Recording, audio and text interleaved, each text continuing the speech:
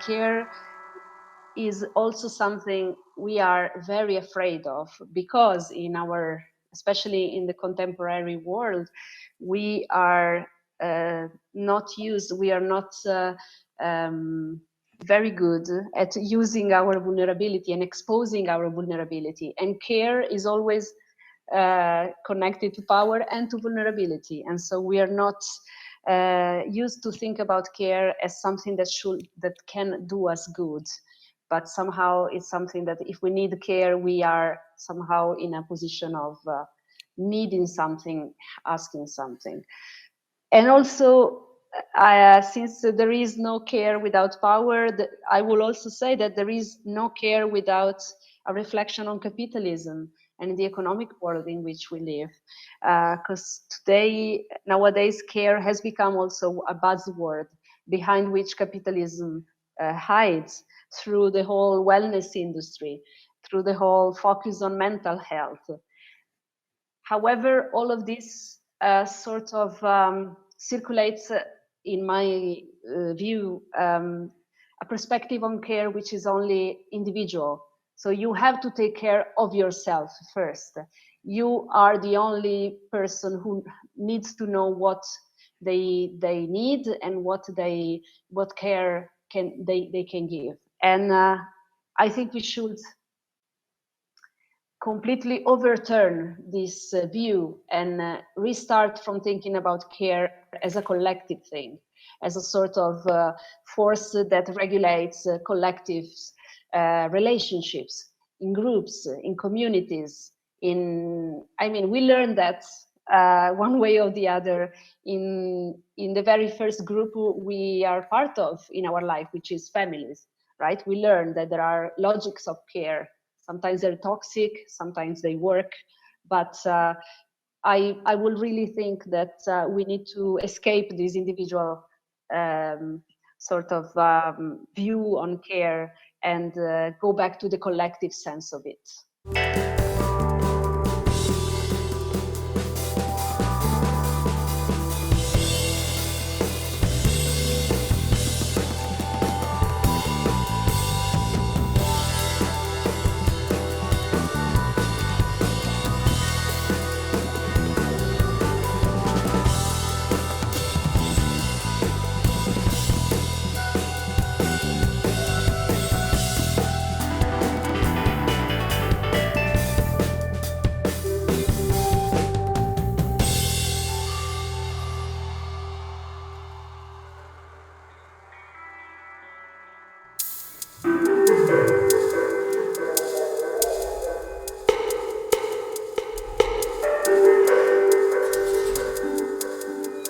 Hello and good evening. For the live audience, there might be a bit of repetition.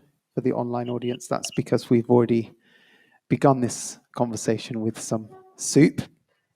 My name is Alexander Roberts. I'm the artistic and managing director of a theatre here in Trondheim called Rosendal Teater, and I'm opening this conversation today.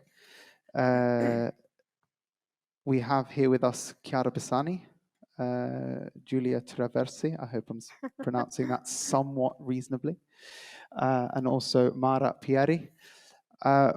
This is one conversation in a series of conversations that are taking place across Europe this season and into the next theatre season, that have been initiated by two organizations or institutions in Brussels called Crosstalks and Kaaitheater. And then there are also organizations in Madrid and Amsterdam and here in Trondheim that have been involved in putting all of this together. So huge thanks to all of those. And if you're interested more in who those partners are, or you want to check some of the other conversations that have been taking place this season or will be taking place next season, then you can find them all online. You should be able to find a link on our website, or you can go to Kaaitheater's website and you'll find it all there.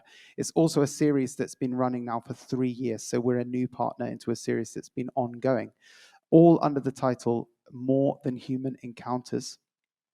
And the concept behind that is to bring artists and people from other fields of study and interest to think together about what it means to be more than human, and how if we can think with this idea of more than human, maybe we can also think about different ways of relating to ourselves, each other, and the world around us. So we have Chiara Bersani and Chiara's team and Giulia here in a residency for the next 10 days. As part of that residency, there's also going to be a workshop that's being done with different young people in the city.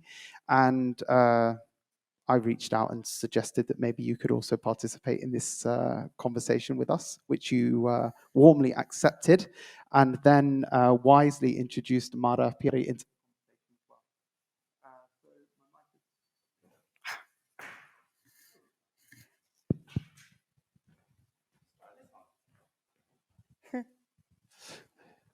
So the invitation was actually to offer some kind of a talk, but you've twisted it and suggested maybe we should keep it a conversation. So it's first a conversation between the three of you, then a conversation between the three of you and the people here, and then eventually also with the online audience as well. And the idea is to think about some of the language we use, especially in relation to these ideas of being more than human. It might be what it means, what the word body means, what the word work means, what the word care means.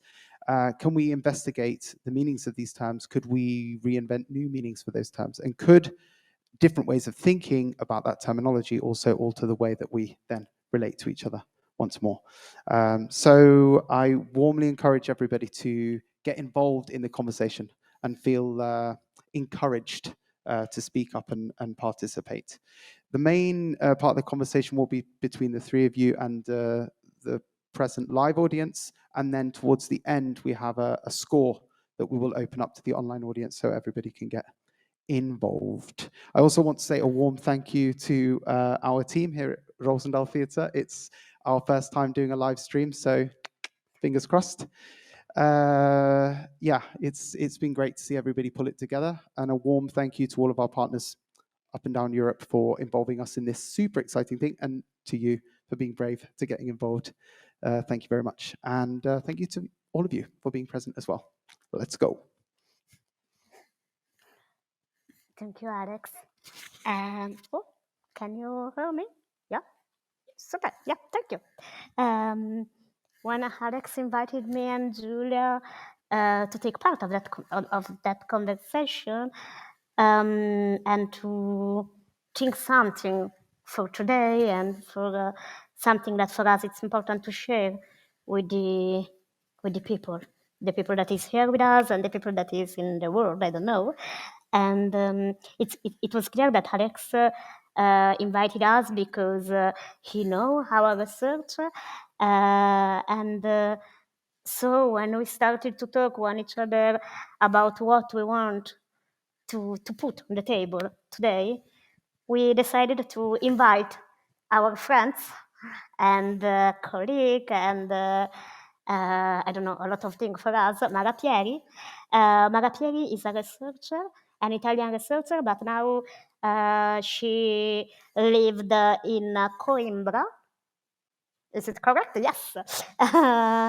Is a researcher in the Center for Social Studies of the University of Coimbra, and she worked around a lot of topic that is very important for us. She studied the queerness and the disability and the chronic illness and all that many way in which all the things can have many connection point, and that is only a part of the work of Mara, but we make a little synthesis about.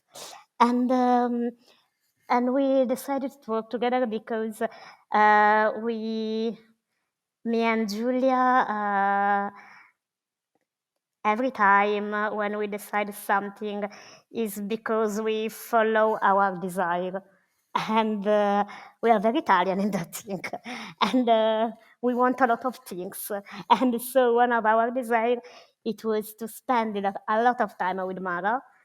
And unfortunately, we don't meet one each other together in the real life. It's incredible because we are friends from 2 years now, but every time in a non-physical way. Our relationship again is virtual. And so we used the space of today to stay together with you also and talk together about the things that are important for us. A part of the things, because for us it's important a lot of things, but today we decide some things of that. Yeah, thank you so much to the people that are following us. Thank you so much for the invitation, and thank you so much to my dear Jules and Chiara. Because yeah, we've never met actually in real life, but we have already shared so much. And today we decided that we wanted to share with you a little bit of our reflections that come from our work, but also from our embodied experiences. We embody different kinds of disability and illness, the three of us, and I am a white queer woman with a chronic illness, and I identify as invisibly disabled. And so besides working on these themes from an artistic and academic point of view, the three of us, we share some sort of common experiences. And every time we talk, there is this necessity that we share of digging a lot into the words that we use to define things. So that's that's our starting point today. We would like to share with you a sort of a first example of a dictionary, a dictionary of care that for us is necessarily a process. It's not a closed dictionary, but something that will be constantly changing and expanding. Usually we use dictionaries as a collection of words that sort of orientate us in the reality we live. However, we also know, as part of some minoritized groups, that dictionary can be places where certain voices don't appear, in which certain lives are not told, don't have any voice. And so our experiment today, through our conversation, will be to sort of rewrite a collective dictionary with some of the words that are so important nowadays in our social life, but that are also, that have always been very, very important in our work and in our personal lives. Words such as care, need, disability, illness. So we are going to try to rewrite the meanings of these words, stemming from our different standpoints, but also in an attempt to engage with you that are listening and are being present in this session, to rethink the meaning of these words. Because today what we are witnessing is the fact that some words such as care, for example, but we could say that the same for many other words, have been the object of polarization, have been tokenized, are often used in misplaced senses. And so we really want to put some effort and care and time in rethinking their meanings. Just a disclaimer before starting. A dictionary, in the way we intend it, is not a closed process. And this means that we may also disagree very strongly on some words or on some senses, on some meanings that the words have. But this is part of the process, and we want to share this process with you today, also showing you different nuances of similar experiences. So we will also, each of the words that we will present to you will be discussed together with a meme. So close to on my side, I don't know if it's the left or the right, depending on what you're watching, but there's a meme, and we decided to put together words and memes in an attempt, of course, to also to bring some lightness and joy in this process, but also because memes are today such a horizontal and such a widespread forms of communication that we felt that in some ways we wanted to enrich our process of reframing words also with some images and some other levels of meaning. So this is what we're gonna do. I hope you're ready to have this journey with us. And so let's start with the first word, which is everybody. Hi, also from me. I'm Giulia. Yes, thank you, Mara, and thank you, Chiara, and thank you, Alex. This is the title of today. It's a dictionary road, just to be open to you also. The first word that we would like to go, it's everybody. When I think the word everybody, I think one person in this moment, the mayor of my village, that now is a fascist in this moment. We have this wave of little fascism in Italy, and it scared me a lot. And when I think everybody, what is everybody? I'm scared about this kind of person.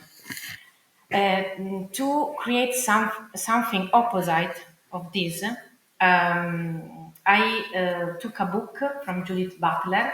The title is The Power of Non-Violence. And I want to share with you a piece of this book. But Mara, maybe can you read it? Because Judith Butler is really difficult to read. Sorry. Yeah.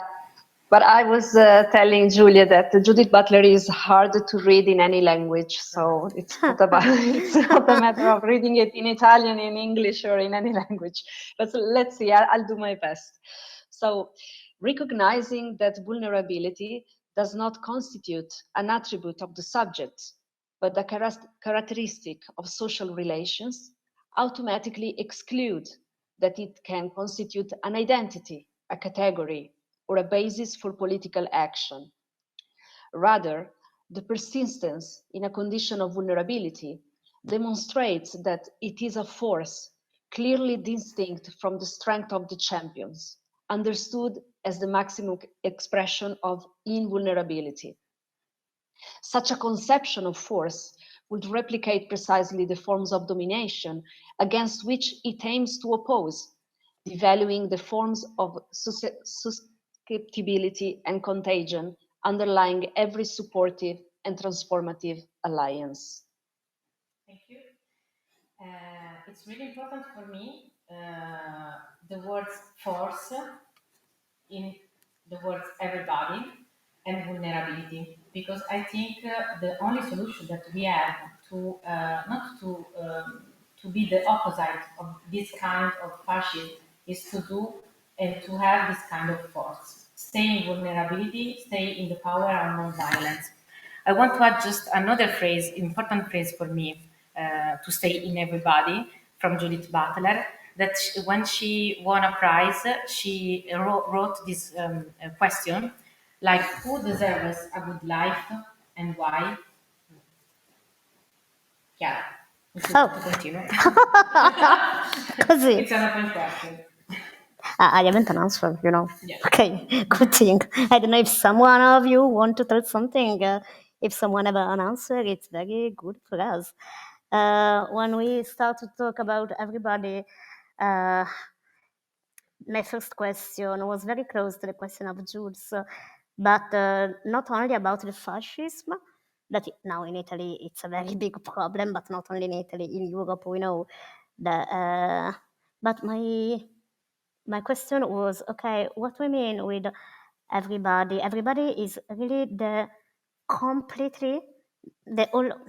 really all the humanity, really, for me it's okay, but it's big, it's a very big concept. So for you it's okay that in everybody are including also, I don't know, the people that maybe feel the desire to make violence on my body, for example, because also there are people, and are people that stay in the world, and are people that stay in the big everybody worlds. And during the pandemic, I know that I took a lot of the pandemic, and yeah, it's that, because the pandemic it's happening, and it's happening yesterday.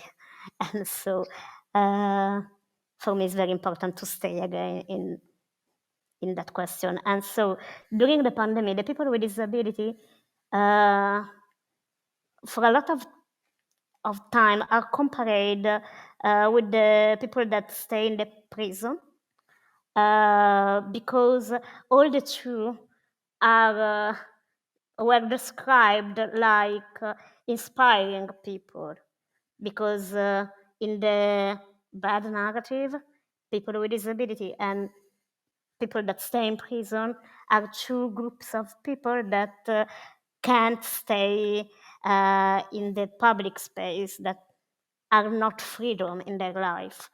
And I talked a lot, and we talked a lot about that. And it was interesting because in Italy we have one of the bad prison system in the Europe. It's terrible. And it's interesting for me stay in the contradiction between the desire to be close to the people that stay in the prison, because we are not in connection with the prison system. We don't agree with the prison system, but at the same time, we know that a lot of that people are people that maybe are not safe for my body, like a woman body, a body of a woman with disability, and a lot of things. And normally, the cultural words make different specific project.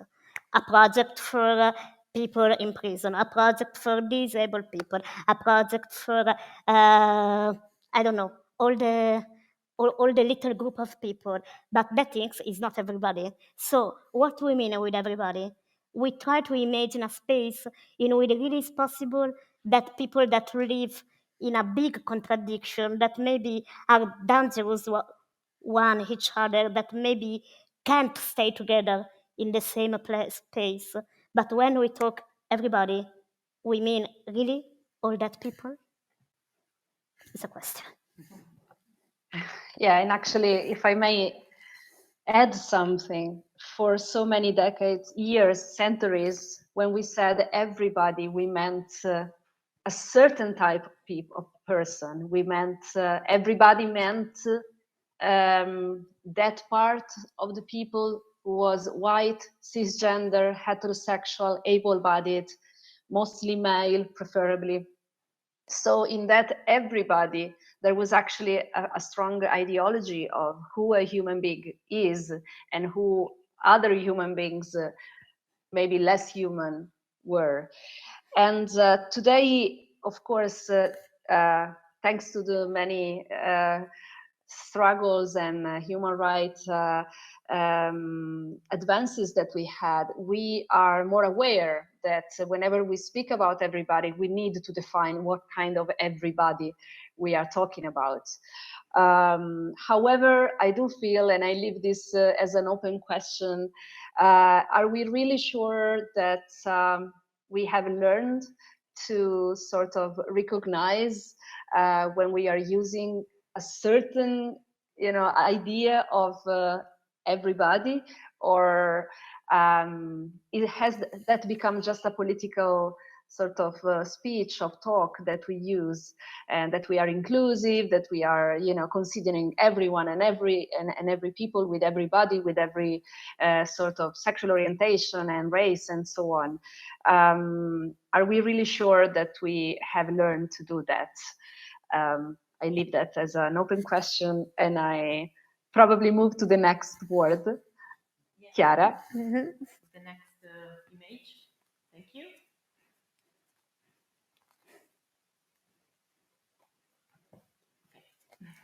And the second word is need. I decided when we started to talk about need, I decided to search it on the Italian dictionary, and the more important Italian dictionary, Treccani, use the term need indicates the lack of some things. And it was very interesting, that thing for me, because, it's visible. I'm a woman with disability, and every time the disabilities are connected with the words of special need. For the society, I'm full of special need. And so, if the definition of Treccani is good, I lack of a lot of things. And so, when I put that definition, that sentences in my mind, I started to ask me, okay, but how much does a need weigh? How much does sharing a need weigh? And if I have a need, I'm lacking something, really? Maybe yes, I don't know, but it's a question, and it's an important question. And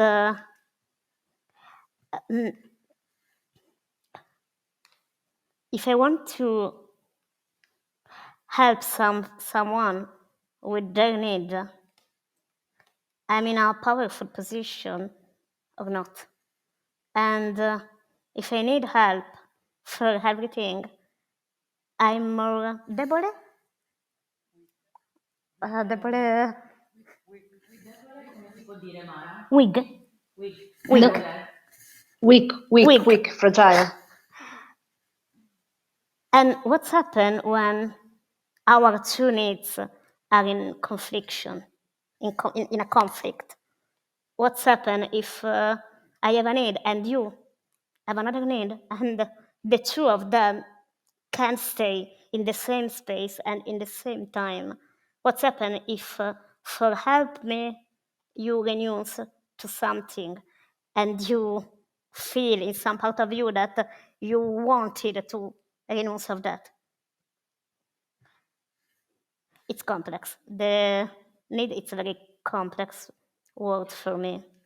And yeah.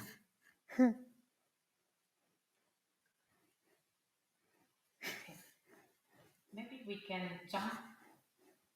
I don't know if in any moment someone of you can tell something.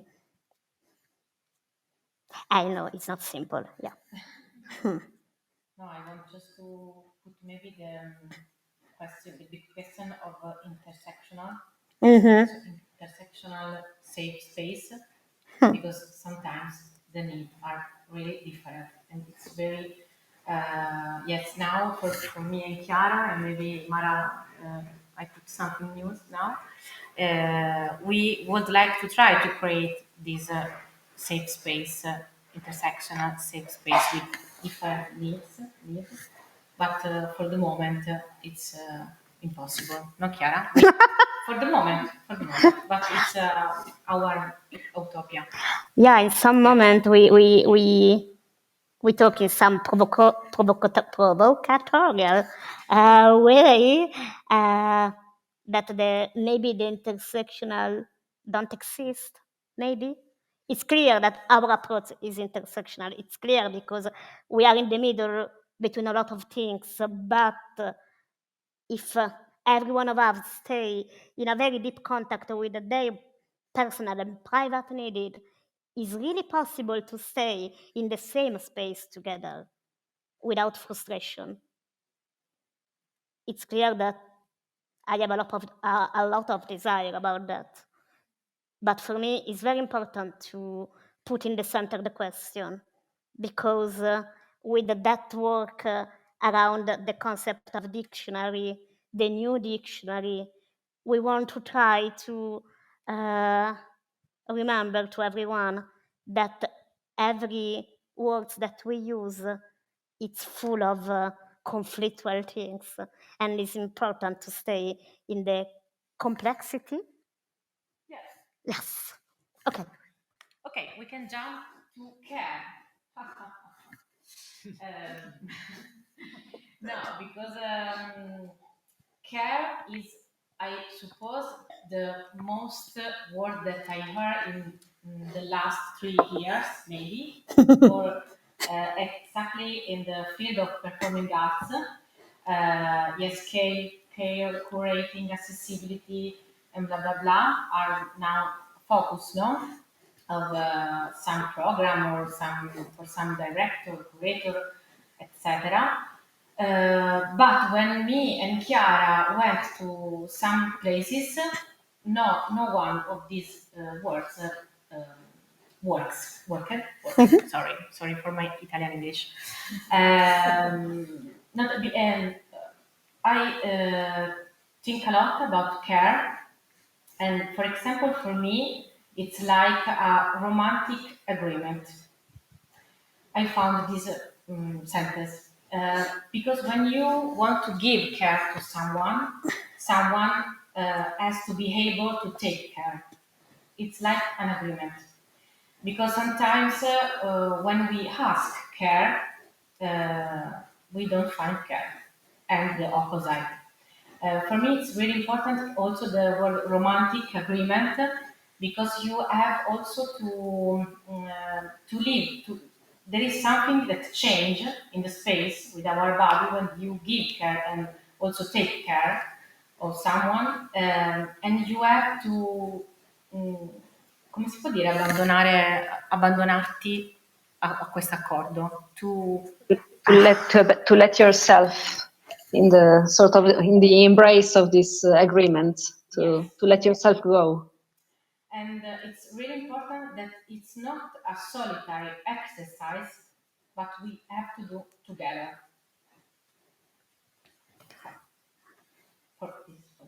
I want to restart from the sentence of Jules. Jules tells care is an agreement. And yeah, my thinking starts from here. What kind of an agreement we mean? If the agreement is economical, can I really talk about care? Again, it's a question. It's not an answer, okay? It's very important for me that it's clear for every one of you that I'm sharing with you my big question, the big question of my life, maybe. Or maybe if there are an economical accord between us, maybe we need to find another word. Maybe it's not care, maybe it's other things. Maybe it's a word that don't exist now. And how do I feel thinking that someone is paid for take care of me? It's a big thing for everyone, because every one of you go in the hospital, I think, sometimes. I hope no for you, but in your life, in some moment, I think yes. For other people, it's clear, disabled people, or many, not only disabled people. It's a big question to know that someone is paid for stay with you, it paid for help you, it paid for take care of you. And in some way, it's a form of freedom for a lot of people with disability. But again, it's not simple to stay in that economical contract and in that economical relationship. And again, it's also complex to stay in a double position, because it's clear, it's possible that I am the same person that want that the care work is recognized like an economical works. It's clear that I want that. But at the same time, it's possible that I am the same person, that I'm not in a comfortable position when I know that someone is paid to take care of me. And another question, is it possible to build other form of relationship about the care? Is it possible to have a relationship that have the care in the center of that, but without power dynamics? Because it's clear that the economical system is not horizontal. You know, we know it's take the power in the middle, the power and the care, but the power is very present. But it's also true that sometimes without the economical accord, the power that the caregiver maybe is in some way dangerous for the disabled people.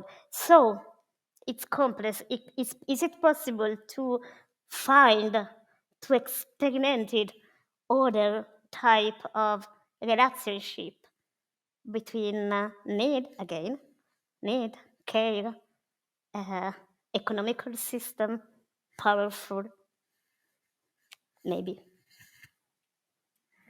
You know, as I think that someone have a question. oh, good. Yes! But maybe, okay. No, can I ask you, because in need and in care, another word that is repeated, that comes, is power. So maybe not this time, but for the next time, power, maybe it's, I don't know, it's a question that I gave back to you, because it's not the first time that you say this word, and it's a very complicated word that has a lot of layers inside. There is not just one point of view. I don't know. So maybe no, because you say it a lot of Yeah, times. it's So true. Thank you. If I may jump in, I was about to say exactly this. Like, this may be my view as a sociologist, but in sociology we will say that without power there are no relationships of any form, of any sort. So like power is in everything we do and in everything we experience in our life. But this is to say also that and this will be my attempt to sort of to respond or to take in the input that just came from your question. That is, we shouldn't be afraid of talking and thinking about power. In the same way, we shouldn't be afraid of talking and thinking about care, because I mean they are so intrinsically connected that we can't do one without talking about the other. And something that always sort of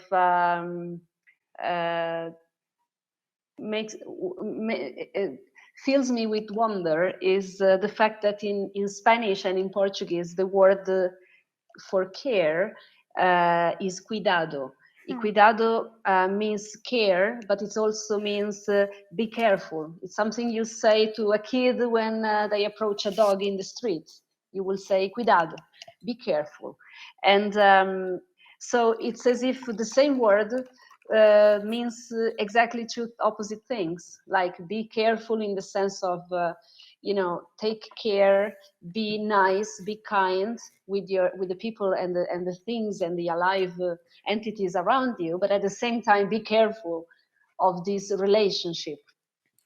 And so this is something that of course can drag you to so many places.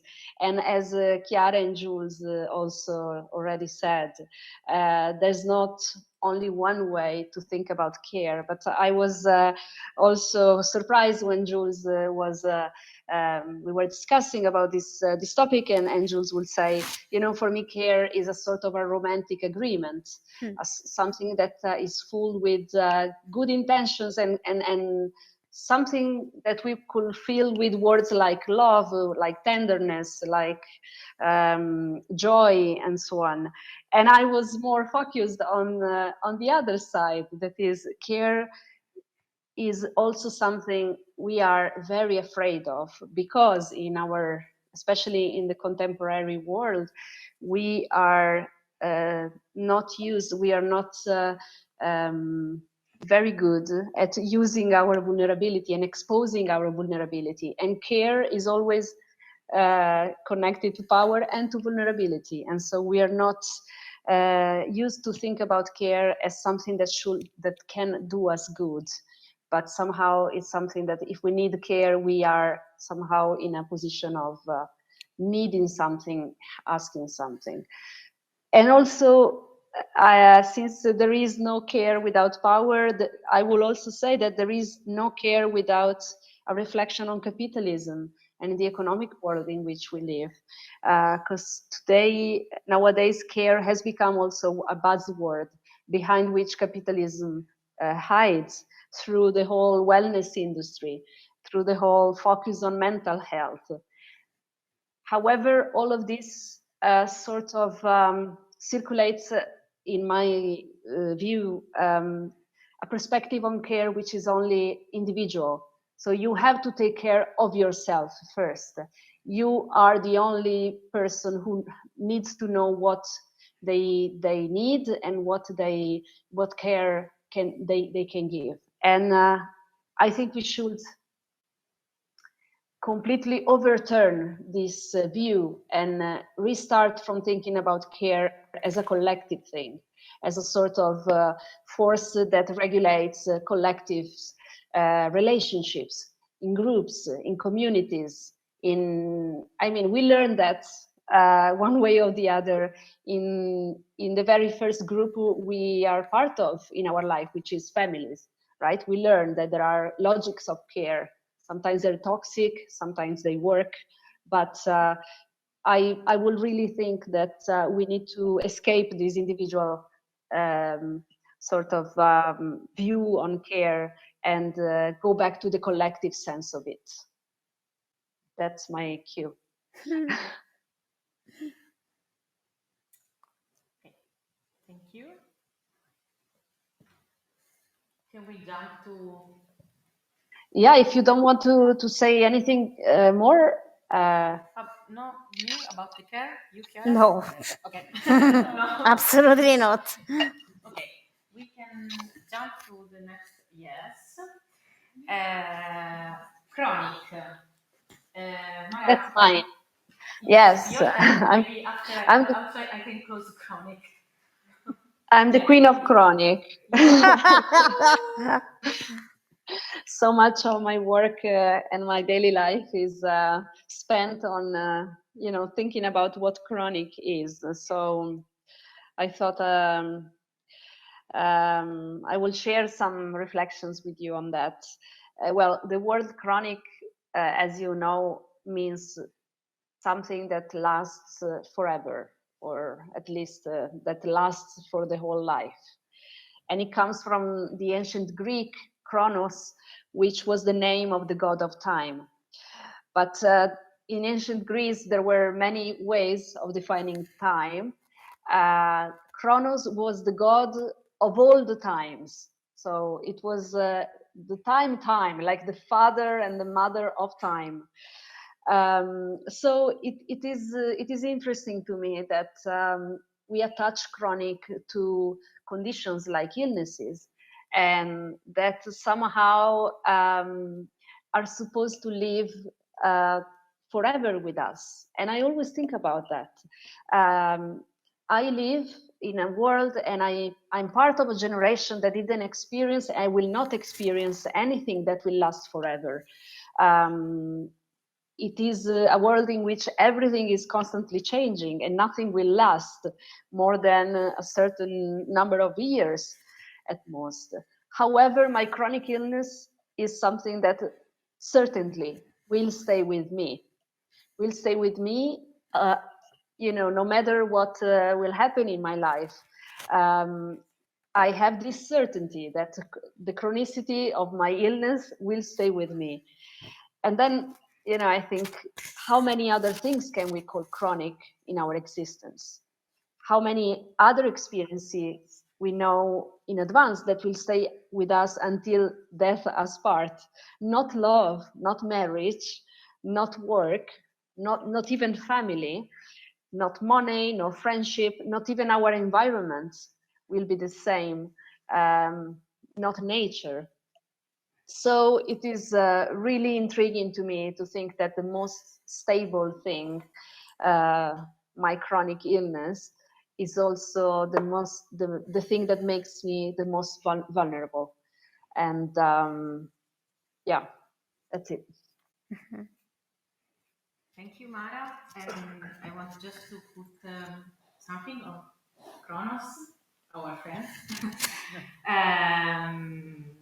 It's like a little coming out, but not because my private life is interesting for you, but just because I am also a person with a chronic illness.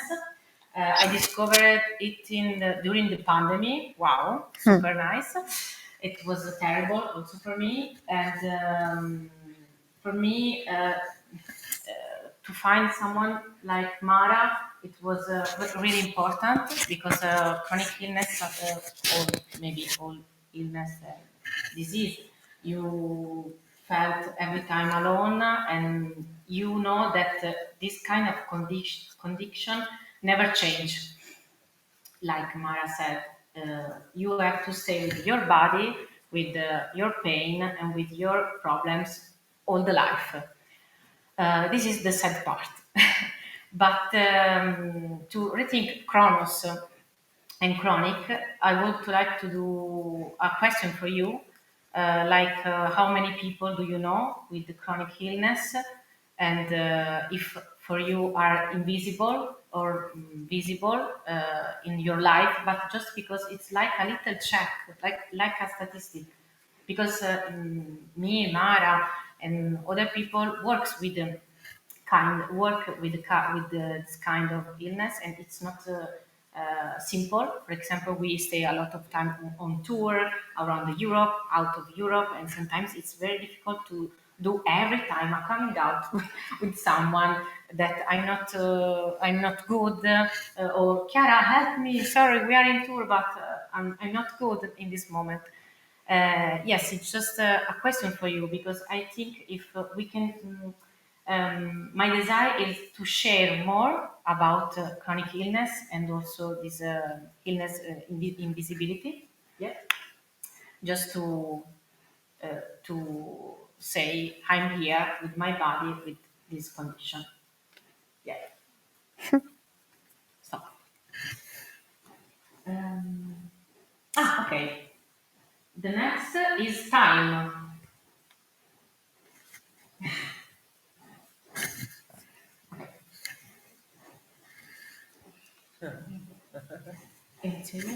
Okay. It's mine. Oh, okay. I have to start. Time. To create a new definition, time is a possibility. But at the same time, we have this word that we use every day in our work and also in our life. That's it, deadline. Because time, for me, the image that I have, the positive way is, okay, time is possibility. I have time. I would like to create time for my possibility and for my experience. But I don't have time because I work a lot. And also, time is very close to deadline also for my body. Because usually when I come back to my hometown, a lot of parents, a lot of people say to me, "Oh, it's your time to create a family. It's your time to change your work. It's your time to, I don't know, stay very close to the death." For me, because you have to close some chapter of your life to have a perfect life. Time now for me, it's like a ghost that I have under my, come si dice, schiena? Back. On My my back. about this body that has to be body that the procreation is not important. But for me, the procreation is like a memento mori. It's like when you have to remember the death. You have to do this because we have to die. Sorry, to die, and blah blah blah. It's really important because I'm also a queer person, and I don't know, maybe I will be a mom or maybe not. I don't know at the moment. But for me, yes, time. It's like time has this form of a monster, a ghost for me, from that arrives to me from the society and also from especially from my hometown, because I was born in south of Italy, and sometimes the vision of time in south of Italy is like that. You have to create this, you have to do this. Yeah, I want to add maybe the brother of Kronos, Ion. Sorry if I put Ion is another god of ancient Greece. I love too much Ion, Ion, or you can choose the accent, because Ion is just the present time. The structure of Ion is like a circle. Come si dice sfera? Ah. Sphere, sorry. A sphere. It's like a circle, it's like a sphere, and you can stay in the present time. It's for me, it's better than Chronos because you have just to stay in the present time and to be yourself. Thanks, Iron. Stop.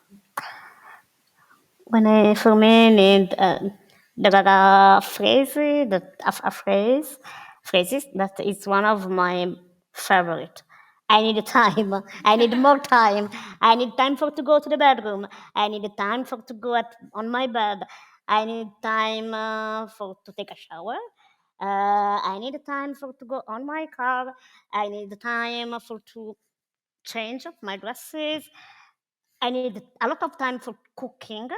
I'm good to do it, but I need time to do that also. And I know, but I good.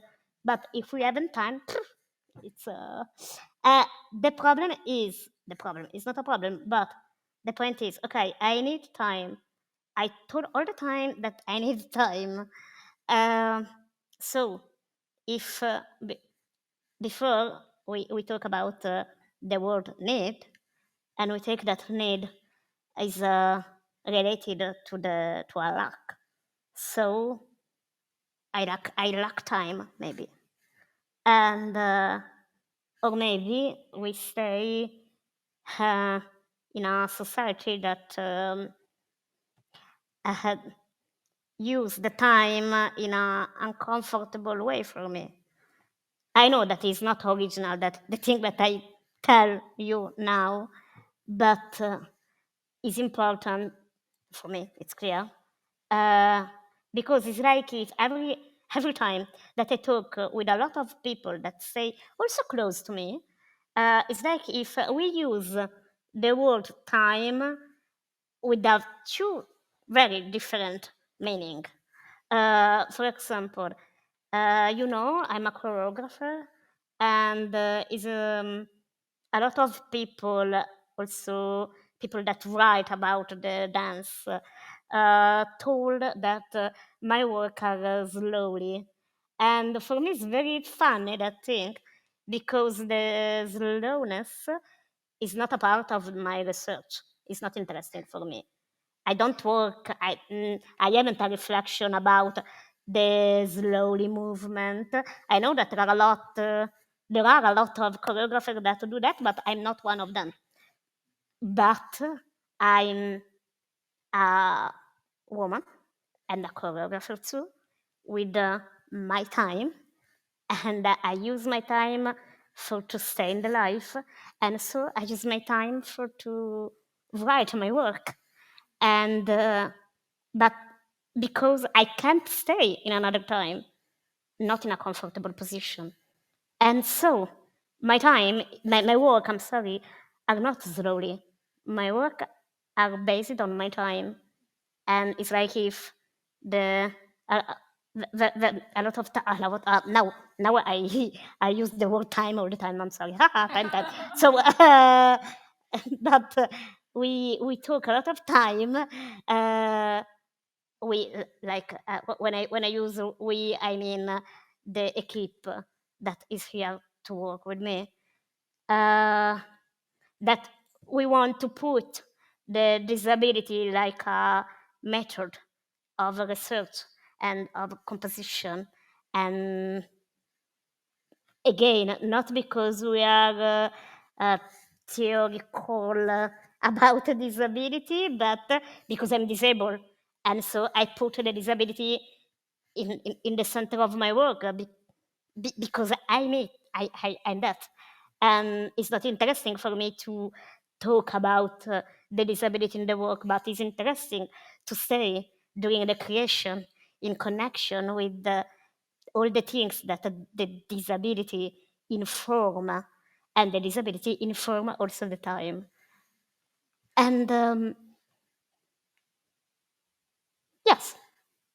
No, another things that for me is interesting because no one talk about about a choreography or a performance. It's very rare that someone told, oh, that performance is very fast. I don't know, maybe here, yes, but I don't read nothing that talk, oh, that choreographer talk about the running or the fast timing. And why every time that we see something that have a more slowly movement, we think that the reflection on the choreographer is about the slowness. It's a question again. And after that, if we want to jump in the other words. Yes, I was jumping. Yeah. I just wanted to add something because I do think that when we think about accessibility, we mostly think about something that has to do with spaces, with the way we inhabit spaces and we cross spaces. But there is a big component of accessibility which has to be done through time, which is making, sorry for the play on words, but like making space for different timings, allowing other rhythms of production, of conversation, of performance in the way we do things. And I think that when we talk about accessibility, this part regarding time is often neglected. But as you said, Chiara, disability is a lot about time. It is people, bodies with disability, people with chronic illness. We live in different timetables than the able-bodied normal ideal. And so we are also here to show that there are other ways, there are other rhythms that we can pursue in our work and in our life. So when we think about accessibility, we need to make also this space for rethinking time, I think. Just that. Thank you. And now we jump in the other word that, I'm sorry, I'm waiting the new meme. The other word is nature. That meme is perfect for us. And okay, it's nice to talk about nature because are 2 years that I talk only about nature. So, so I'm sorry for the people that talking with me in other moment of their life, because I'm sorry, I talk always about the same things.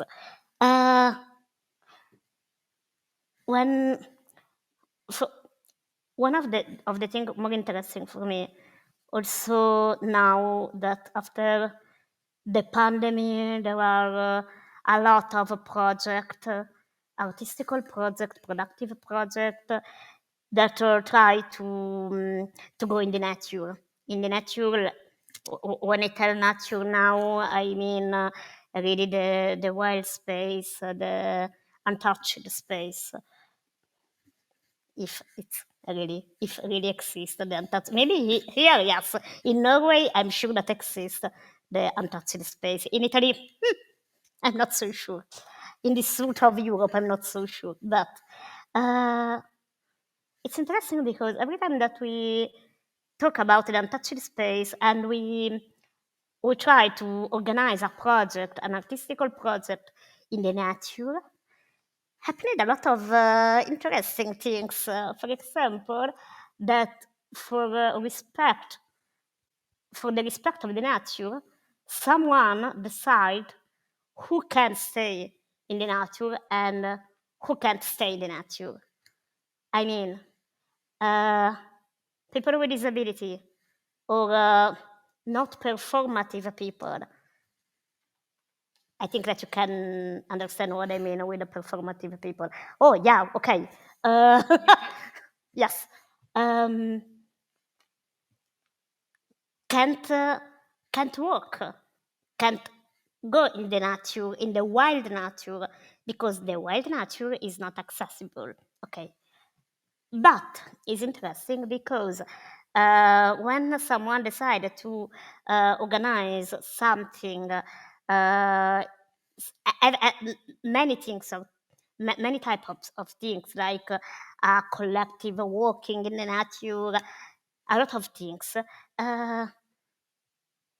In reality, change something in the nature. It's not true that the passage of the humanity is neutral. Something in the nature change, but we decide how much we can we can have an impact on the nature, and so we decided every time who can go in the nature and who can't go in the nature.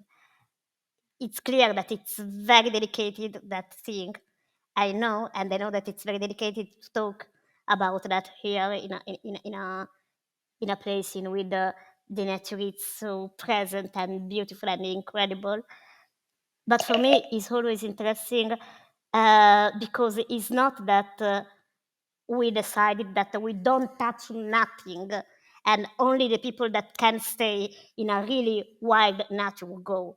But every time we touch something, but not too much. And so what is the line? What is the line to decide what is too much? The balance. Yeah, what is the balance?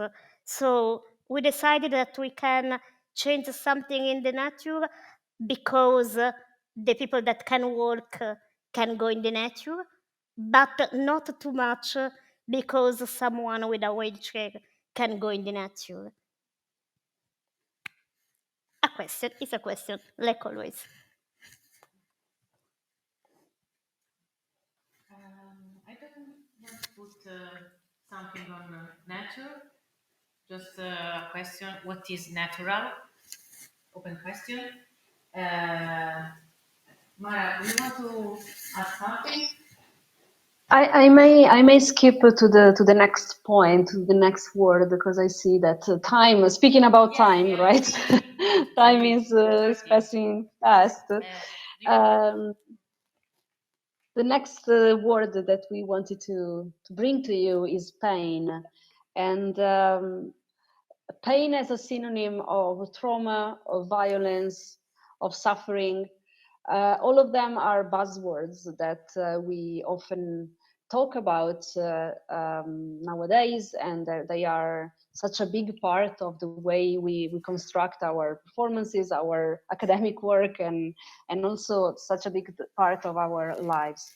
What I wanted to share with you is that I often feel that we may think that working with disability and working with queerness is about, you know, sort of making sense of the pain we feel, and especially for those who have a chronic illness or certain types of disability, the physical pain is a constant companion in everyday life.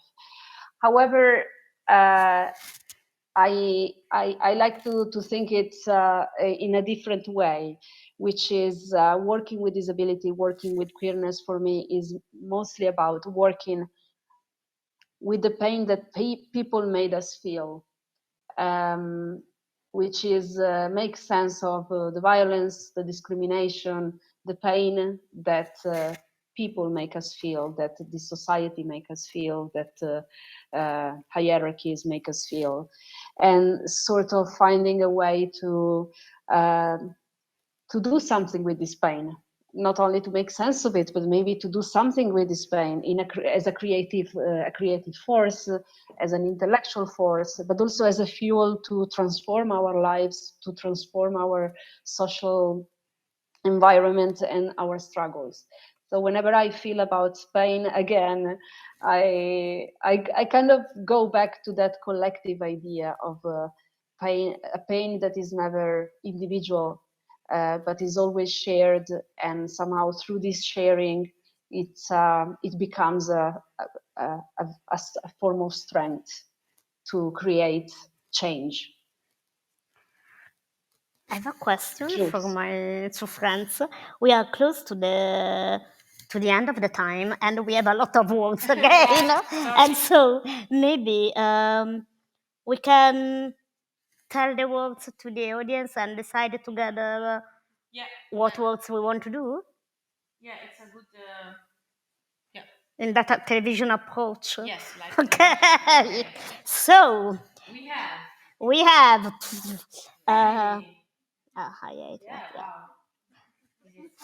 family and work. Disability. Meeting. Meeting is the last one. Meeting is the last one. Oh, not so much. So what do you want? Meeting, disability, family, work, or nothing more? Yes.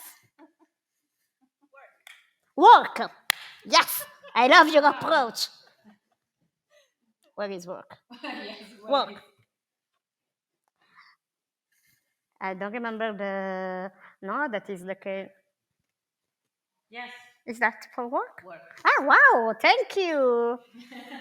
Wow, super. Okay, work. Very quickly.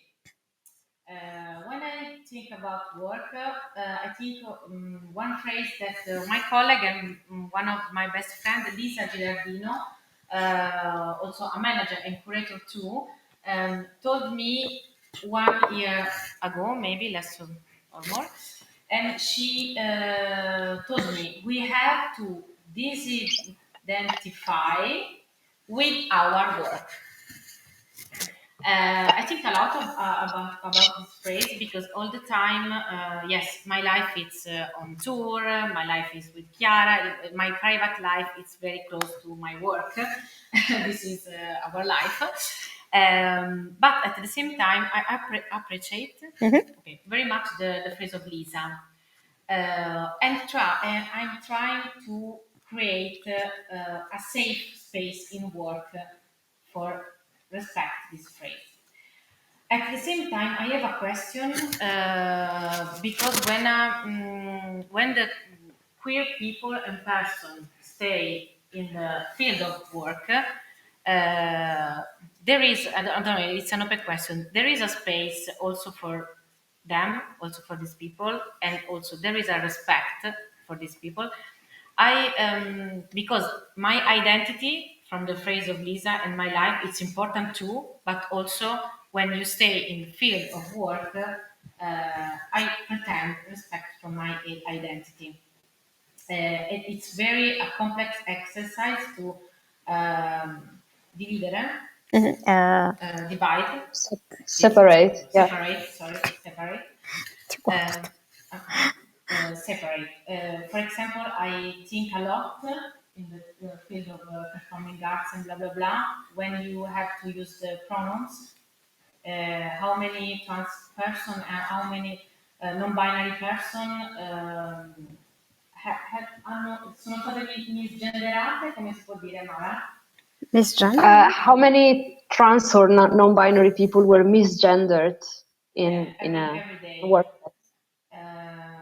It's a question, and I want to change the word work with this approach. We have to think a lot when we speak with someone. It's the aspect, it's not what we feel. Okay, sorry. And about work, I want only put another contradiction that stay in myself. I'm sorry, I'm the woman of the contradiction, and I am a part of some activism movement in Italy, but it's not with an Italian approach, but with approach that it's more big, that put the reflection on the concept of work in the center. So people that ask if really we need to work, people that that tell that maybe we want we want to don't work, that we want to have support and a lot of complex and fascinating things. But there are another part of myself that is the part disabled worker that see in the work some things that is close to the freedom.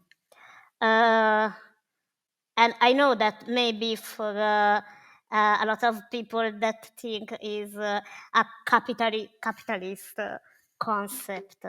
But for the people that for all the time, and we talking about Marx today, for the people that all the time is put like people that stay out of the society, out of the work, out of everything, and because don't work are not the voice, because don't work are not part of the society, and because don't work can't change nothing in the society, for that people, and I don't talk only about the disabled people, but because I'm disabled I talk about that, for that people maybe the work have another meaning, and it's very important to work when for me, and it's complex too because I stay all the time in that contradiction. I don't want to stay in the capitalism in the capitalism landscape and form of mind, but I know that without work, me, with my story, with my body, with my for the community that I am part, without work, I feel that I can't do nothing to change the things that happen in the society. Also because I'm not visible if I don't work. And so I hope that maybe in some years we can change the concept of work also for us. But for now, for me, the work, for me, like woman with disability, the work is something that is very connected to the possibility to put a body and a voice and a gaze in the society and to have a space because someone can listen to me. So. Okay, we have disability and family. But I think that we have also Alex that is in attack position. But maybe if someone wants to ask something, okay, maybe we can stop with the word. We just close with the word meeting, and after we can open a little bit of the discussion. I don't know. Mara, what do you think? Yeah. Okay. We want to close. Sorry, family. I'm so sorry. We want to close. I'm okay because I hate family, so I don't want to tell nothing about family. We are a lovely person outside. Okay. Okay, we can close with meeting. Meeting was was a nice accident. because it's really important to share with you that when I met Mara and Chiara, for me, my image that I want to share with you, it's stay with Mara and Chiara. For me, it's like an amulet that I have all the time in my hands. They protect me from, okay, it's really big, but protect me from my fear, the world, and blah, blah, blah. And I think it's really important to create more relationship like that, like an amulet that you can have in your hands for all your life. And now maybe the last part that we want to share is like this book that we received the last week in Alesund in Norway from an old woman that lives in one island. I don't remember the island. Haroya. She stay there all the time, and she give to us this big book about Scandinavian love poems. But we would like to share with you one poem just about meeting and the idea of a meeting when you can meet someone when you are adults and not young. The poem is written by Peter Sandelin. It's a Finnish poet. Nessuno lo conosce? Okay. No, she make yes. Do you know? No. Oh. I was sure. Nothing. Okay, sorry for my pronunciation, but it's very short. The poem is You Came So Near Me. You came so near me that all was light. Only slowly I saw the world again. The surrounding dark and light. It's very important, this phrase, I saw the world again. Because you can see for the second time the world with new eyes and new gaze. Thank you. Thank you. Thank you. And so if someone wants to tell something, Yeah. also not, I don't know. Yeah, we have 50 minutes. 1 minute? No. 1 minute. It was, yeah. Okay. Yes. Before, when Lem, our musician and friends, proposed a word power for to continue that work together. It was beautiful because in reality the invitation that we want to do to make you is to imagine other words that we want to ascribe. We don't know if the desire of me, Jules and Mara, is to continue that work of interrogation on the words, and maybe, we don't know, maybe something happen in the future. Today is the first time that we do that, and would be amazing if someone of you want put some words on our future vocabulary. For this dictionary road.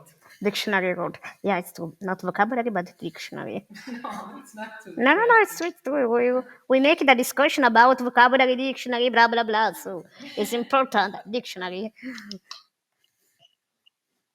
Yeah. Do you have some words?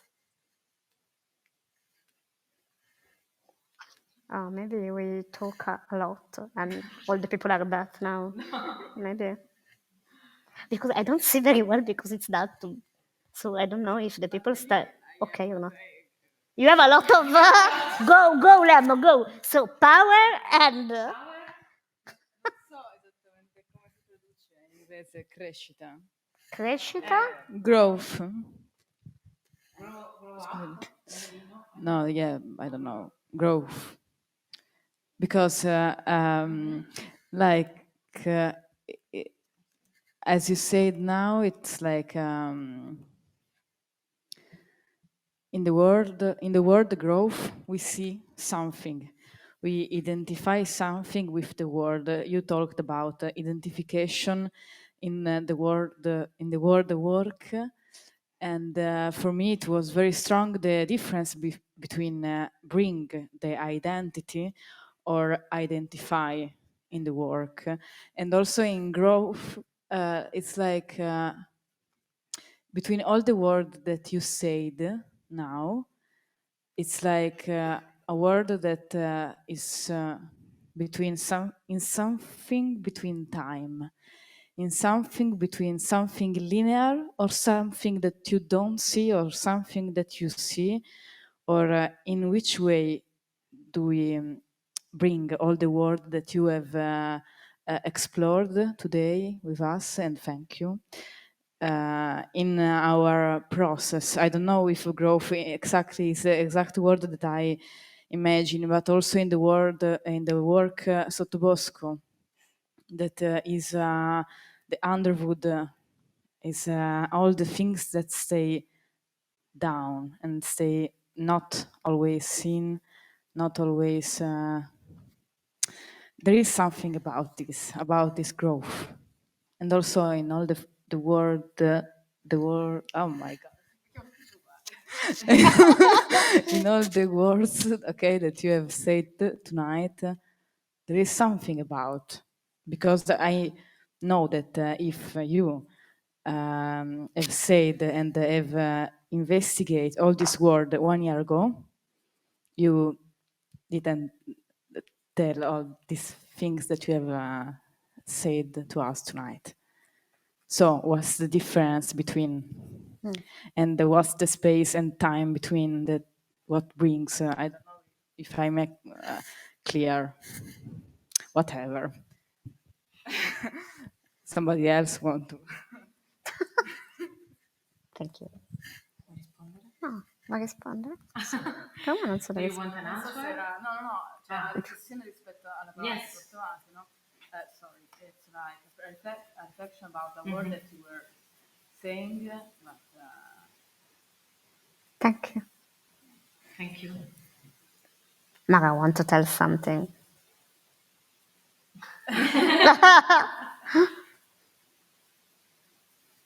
I think I missed a little bit of the question, like the difference between, if I got it well, like where's growth in all of this, and what's the difference between working with these concepts and sort of living with these concepts, or not? No, in fact, it was just putting a word like growth. I don't Okay. know if in English it's the exact traduction of what I'm think about in crescita in Italian, like change. Okay, it's also Change, change. yeah. Maybe it's better, yes. But it's not change. It's like something else that now I don't know. I don't know. The thing is amazing because there are some words that exist in an idiom, and that it's very complex to find the precise translation in another. Yeah. I don't know. I think I understand that the things that Lemmo mean, it's very connected with an Italian concept, not Italian concept, but an Italian words. And maybe it's interesting also that our dictionary is not close with an idiom. Maybe for the different concept, we can use different idioms. I don't know. I'm sorry, now I'm in a brainstorming moment, totally. So, It's really good. It's really good, Chiara. thank you, Jules.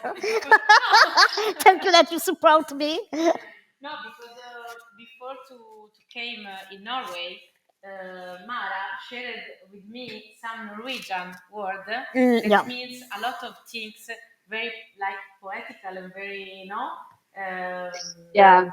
yeah. It was a list of words that are untranslatable from Norwegian to any other language. Yeah. And I mean, we all have them in all our languages, you know, and there are sorts of dictionaries like those out there, words that are that point to a specific reality or a specific something that is you can only say that in that language. And I shared this link with Jules to let them know that you should be ready to go to Norway, because there are a lot of things that are untranslatable, but most of them they were very poetic. I saved the link, Mara, just to work. Good. Maybe in the future, you can check with the people there. If a Norwegian person want to read this kind of this list of words, it's very nice also for us because it's really interesting. And If someone wants to tell something, we have 6 minutes. No. Yeah. 5. 6. 24. Ok. Sono le 24, arriviamo alle... No? Alex? Yes.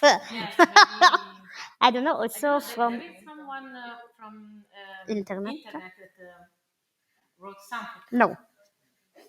Nothing. Okay. So sad. Or maybe not. Or maybe not. Maybe not sad. For me, it's maybe not Thank sad. you. And so maybe Alex come back with us. Yeah. Thank you, Alex. Oh, no. Oh, You don't need to thank me, but just thank you to you. And obviously, for those that are here, we can continue the conversation if it feels easier to come over and say hi and have a more informal comment, or if you want to find a space in the cafe to have a further conversation, then it's great. If there's someone online watching that would like to reach out and share some reflections or questions, they may come later, then please do, and I'll make sure that they get passed on. But also thank you to you, and also to you, Mara.